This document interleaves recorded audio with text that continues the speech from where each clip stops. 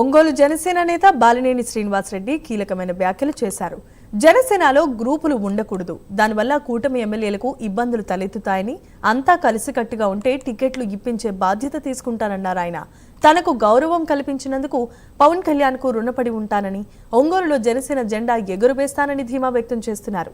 తనతో మంచిగా ఉంటే అంతా మంచిగానే ఉంటానని, తప్పుగా ఉంటే ఎవ్వరిని లెక్క చేయనని కూడా హెచ్చరించారు. తనను 5 సార్లు ఎమ్మెల్యే కాకుండా టీడీపీ అడ్డుకోలేకపోయిందని అన్నారు. జిల్లాలో ఉన్నటువంటి నాయకులు, జనసేన నాయకులు వచ్చారు. నేను ఒకటే అడుగుతున్నా, నేను మంత్రిగా ఉన్నప్పుడు కానీ, ఎమ్మెల్యేగా ఉన్నప్పుడు కానీ, జిల్లాలో ఉన్నప్పుడు నేను 15 సంవత్సరాలు జిల్లా నాయకత్వం వహించాను కదా వైసీపీలో కాంగ్రెస్లో.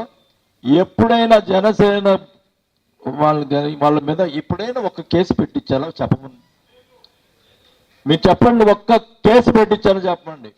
నేనంట 100 కేసులు పెట్టించానని చెప్తారు. నేను జనసేన చేరకూడదండి కొంతమంది నాయకులు. మరి ఎందుకు అట్లా పోయి సార్ కళ్యాణ్ గారు మా మీద 100 కేసులు పెట్టించారండి, మరి ఆయన చేర్చుకుంటే అటన్నీ కూడా మాట్లాడినారు. నాకేందండి, ఇప్పుడు నేను 5 సార్లు ఎమ్మెల్యే అయ్యా, 2 సార్లు మంత్రి అయ్యా.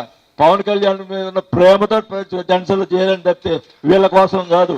నేను మటుకి ఎవరిని కూడా లెక్క చేయను. ఓపెన్ సాఫ్ట్గా ఉన్న వాళ్ళకి సాఫ్ట్గా ఉంటా, ఎవరిని వ్యవహారాలు చేస్తే వ్యవహారాలు చూసుకుంటా.